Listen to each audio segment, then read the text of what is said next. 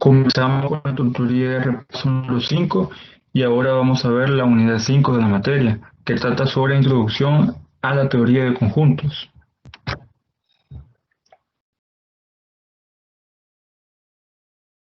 Veamos la definición de un conjunto. Un conjunto es una lista o colección o clase de objetos bien definidos, es decir, teniendo teniendo un objeto particular, se puede determinar si éste pertenece o no a un conjunto. Los sujetos de un conjunto se le va a conocer con el nombre de elementos del conjunto. Con respecto a los elementos de un conjunto, pueden ser cualquier tipo de objetos, desde números, nombres de personas, ciudades, razas de perros, etc. Un conjunto puede incluso tener a otros conjuntos como elementos. Vamos a adoptar la siguiente convención. Vamos a utilizar letras mayúsculas para denotar los conjuntos y las letras minúsculas para denotar los elementos. Por ejemplo, acá tenemos A, B, C, X y Y en mayúscula. Eso nos va a indicar conjuntos y las minúsculas, A minúscula, B minúscula, X minúscula, van a ser los elementos de esos conjuntos. También para indicar que un objeto pertenece a un conjunto, vamos a utilizar la letra epsilon en minúscula. Por ejemplo, aquí tenemos A pertenece a S. S, como está en mayúscula, representa un conjunto. Y vemos de que la A minúscula es un elemento. La notación para indicar que un elemento no pertenece a un conjunto va a ser siempre epsilon con una línea inclinada. Aquí nos referimos a que A no pertenece al conjunto S. Existen dos métodos para representar a los elementos de un conjunto. Estos son el método por extensión y el método por comprensión.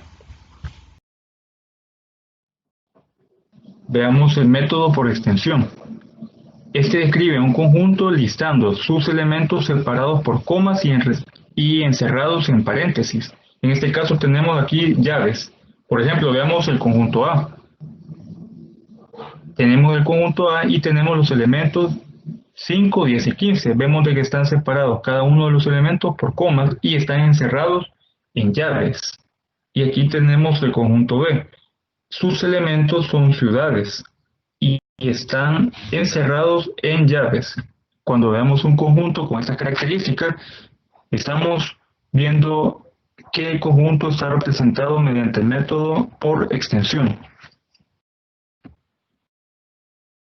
También existen características o cosas importantes que se debe tomar en cuenta al momento de utilizar el método por extensión.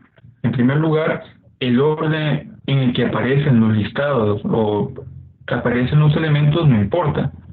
Aquí tenemos este conjunto formado por los elementos 5, 10 y 15 y tenemos el conjunto formado por 15, 10 y 5. Vemos de que en el primer conjunto aparecen de menor a mayor y en el segundo conjunto está desordenado. Tanto el primer conjunto como el segundo son lo mismo.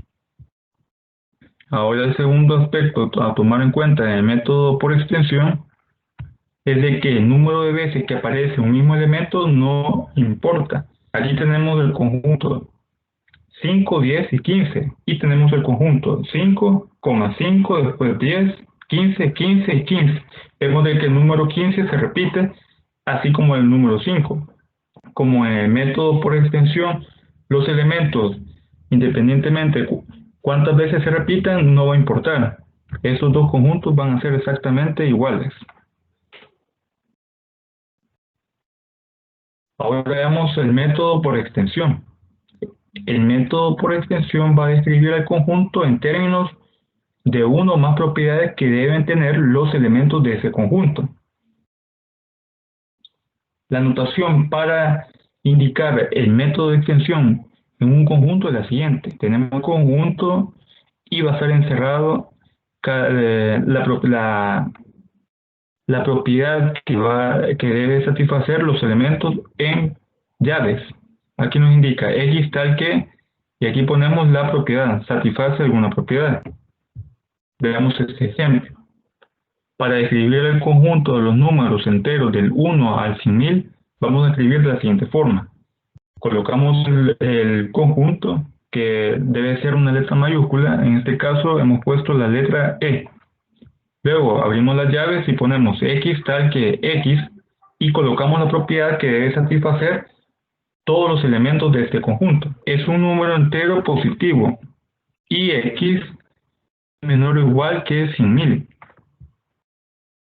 Y nos dice que también esta barra vertical se lee tal que, y se entiende que el conjunto está formado por todos los objetos que satisfagan la descripción dada.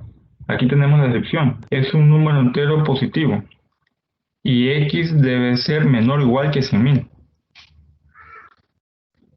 Además dice, sin incluir a ningún otro objeto. Es decir, colocamos la propiedad que va a satisfacer a esos elementos y ya nos vamos a colocar elementos dentro de esta descripción, utilizando el método por extensión. Veamos algunos conjuntos importantes. El primero, el conjunto universal. El conjunto universal va a ser considerado como el conjunto de todos los objetos en discusión para un problema específico. Generalmente el conjunto universal se va a determinar al principio del problema. Además, vamos a utilizar la simbología de U mayúscula para representarlo. Tenemos también conjuntos especiales. Los conjuntos especiales tienen la característica que se les ha asignado nombres y símbolos especiales. Veamos esos conjuntos especiales. En primer lugar tenemos el conjunto de los números naturales. Recordemos de que este conjunto se representa con la letra N mayúscula y está compuesto desde el 1, luego 2, 3 hasta más infinito. Ahora tenemos el conjunto de los enteros. Lo vamos a representar con la letra Z mayúscula y va a comprender los elementos números positivos, el 0 y los números negativos. Aquí vemos el ejemplo, menos 3, menos 2, menos 1, 0, 1, 2, 3, hasta llegar a más infinito. Y así representamos a los números enteros. Ahora tenemos el siguiente conjunto especial, que son los números racionales. Lo vamos a anotar por la letra Q mayúscula. Y tienen la forma m sobre n, donde m y n pertenecen a los números enteros, es decir, tenemos en los números racionales vamos a tener números positivos y negativos. Además, n, que es el denominador, va a ser diferente de 0. Y aquí lo podemos ver representado lo que es el conjunto de los números racionales. M sobre n tal que m y n pertenecen a los enteros, donde n es diferente de 0. Luego tenemos los números irracionales, denotados por la letra Q, pero vemos de que acá tiene una prima, entonces decimos Q'. En el caso de los números irracionales son aquellos números que no pueden escribirse como una razón de enteros. Es decir, son expresiones decimales infinitas no periódicas. Por ejemplo, tenemos el pi, el número pi, que es un ejemplo de número irracional. El conjunto de todos los números, tanto racionales e irracionales, conforman a los números reales. Y los números reales va a ser representado por la letra R mayúscula. Ahora veamos el conjunto vacío.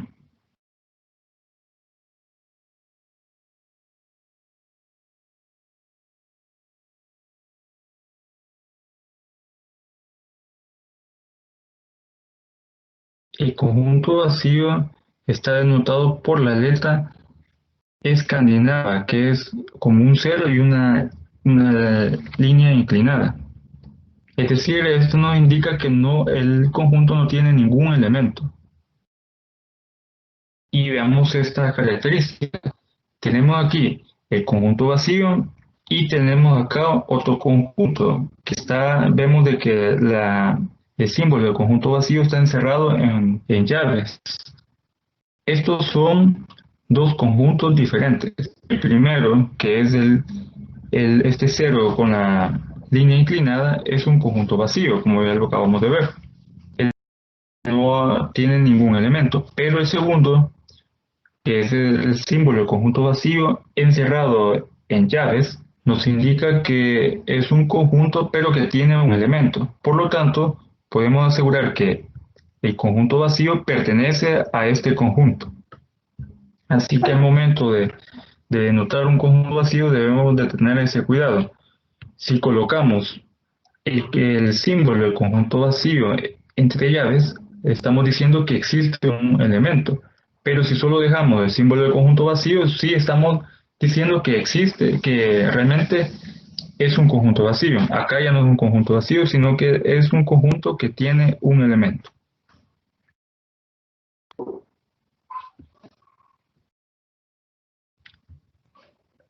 Ahora veamos operaciones con conjuntos. La primera operación que vamos a ver es la unión.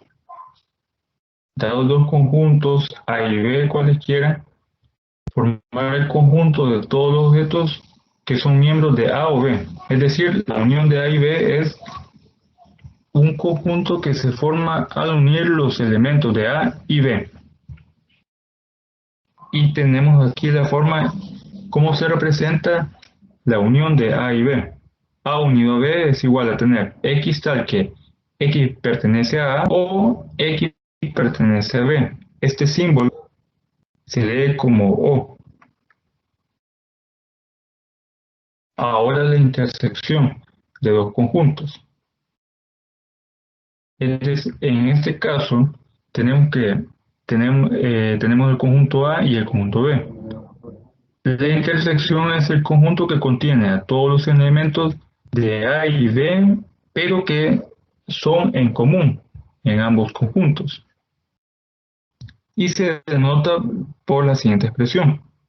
Aquí la vemos la definición de la operación intersección A intersección con B, en donde X tal que X pertenece al conjunto A y X pertenece al conjunto B, es decir, los elementos de A y B que son en común.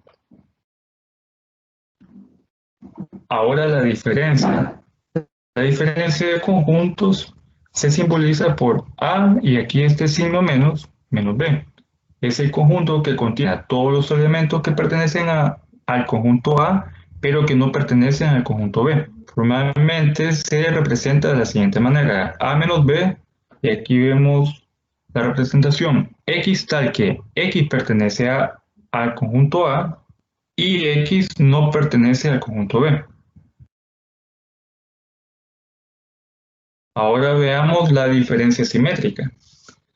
La diferencia simétrica entre A y B se va a simbolizar de la siguiente manera. Vemos acá la diferencia simétrica con el símbolo que lo representa. Es el conjunto de todos los elementos que están en A o en B, pero no en ambos al mismo tiempo. Y se representa de la siguiente forma. A intersección con B es igual a tener la unión de A y B menos la intersección del conjunto A con el conjunto B.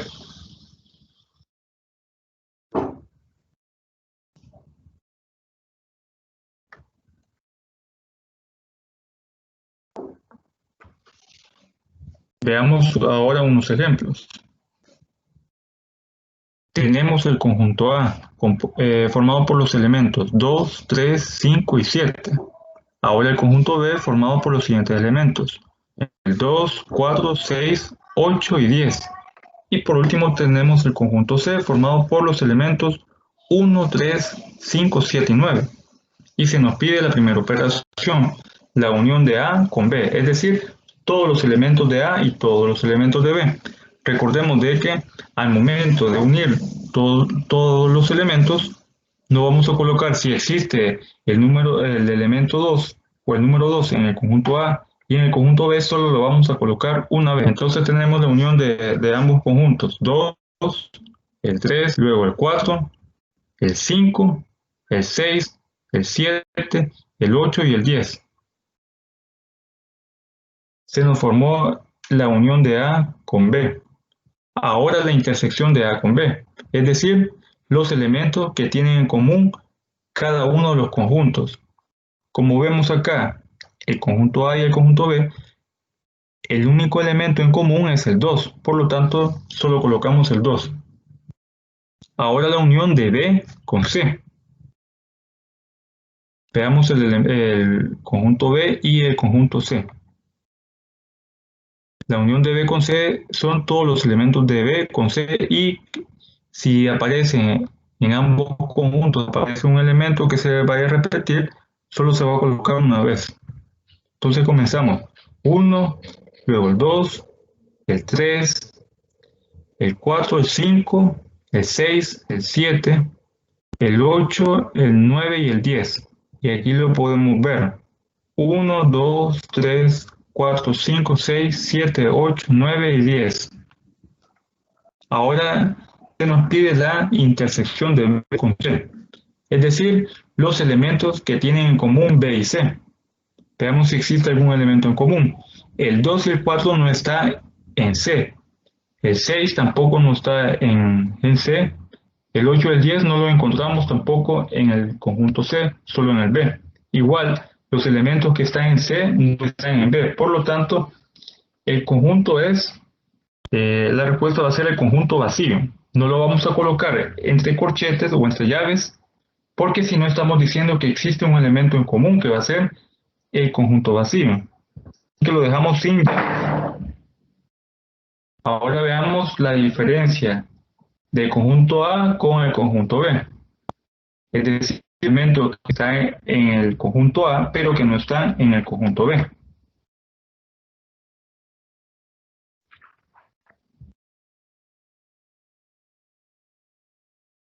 Tenemos acá el elemento 2 está en el conjunto B.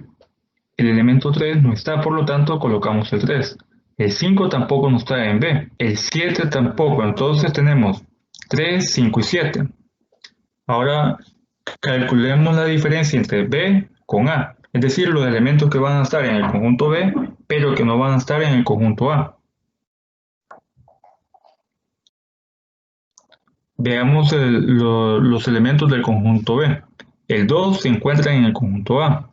El 4 no está, entonces colocamos 4. El 6 tampoco no está en el conjunto A. El 8 tampoco, ni el 10. Entonces la respuesta es, la diferencia de B con A es 4, 6, 8 y 10. Notemos de que si encontramos la diferencia entre A con B, va a ser completamente diferente, valga la redundancia, a la diferencia de B con A.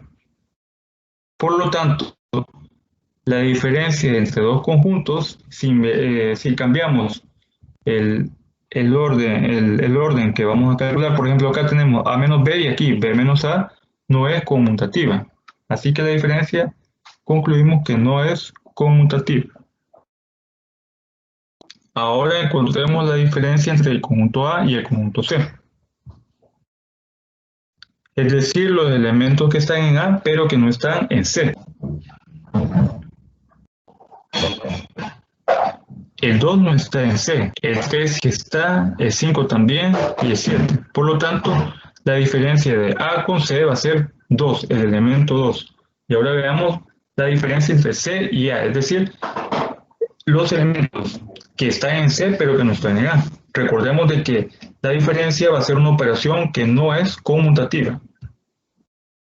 El elemento 1 no está en el conjunto A.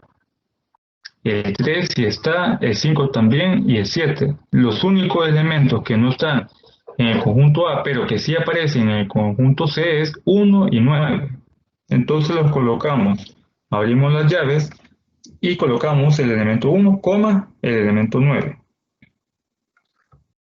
Ahora veamos la diferencia simétrica de A con B. Es decir, los elementos que pertenecen al conjunto A y al conjunto B, pero que no son en común entre ambos conjuntos. Por ejemplo, acá tenemos 2 y 2 no lo podemos colocar porque aparecen en ambos. No deben de ser en común. El 3 aparece en A pero no aparece en B. Por lo tanto lo vamos a colocar. El 5 aparece en A pero no aparece en B. Lo vamos a colocar. También el 4 vemos que aparece en B pero no aparece en A. Entonces colocamos 3, 4, 5. Ahora, a partir ya tanto el 6, el 7, el 8 y el 10 son elementos que no tienen en común tanto A como B y por lo tanto los vamos a colocar en el resultado de la diferencia simétrica. Entonces nos queda 3, 4, 5, 6, 7, 8 y 10. Ahora veamos la diferencia simétrica entre A con C. Es decir, aquellos elementos que van a pertenecer tanto al conjunto A como al conjunto C, pero que no son en común en ambos conjuntos. Vemos de que el 2 no aparece en el conjunto C. También vemos de 1, el primer elemento de C, no aparece en A. Entonces colocamos 1, 2. Luego el 3 aparece tanto en A como en B. Perdón, tanto en A como en C. Entonces no lo vamos a colocar. El 5 también aparece en ambos conjuntos. El 7 aparece tanto en A como en C, pero el 9 no aparece en el conjunto A. Por lo tanto, ponemos 1, 2, 9. Va a ser la diferencia simétrica entre A y C. Ahora veamos la diferencia simétrica entre B con C, es decir, los que están en B y en C, pero que no son en común en ambos conjuntos. El 1 aparece en C, pero no en A. Perdón, aparece en C, pero no en B. Entonces lo colocamos. El 2 aparece en B, pero no en C. Entonces lo vamos a colocar también. El 3 no aparece en el conjunto B. Lo colocamos. El 4 no aparece en el conjunto C. Lo vamos colocando. El 5 no aparece en el conjunto B. También lo colocamos. Luego vemos de que tanto el 6, el 7, el 9, el 8 y el 10 son elementos que no los tienen en común tanto B como C. Entonces colocamos 1, 2, 3, 4, 5, 6, 7, 8, 9 y 10. Va a ser la diferencia simétrica entre el conjunto B con el conjunto C. Para ir desarrollando estos ejercicios, lo que debemos tener claro es la teoría, a qué se refiere cada operación. No sé si hay alguna consulta con este ejemplo. Buenas noches, ingeniero. Por el momento, no. Buenas noches.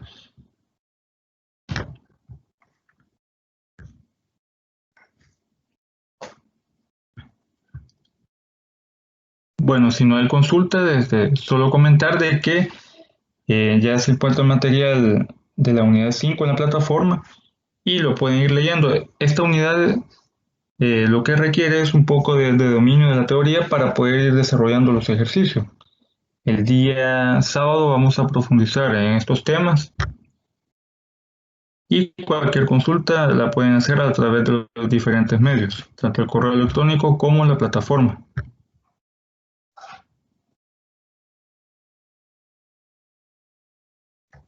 Está bien, ingeniero, gracias.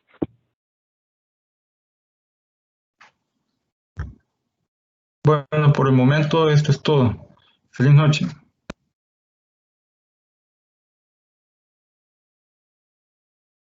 Vale, gracias, igual, buenas noches.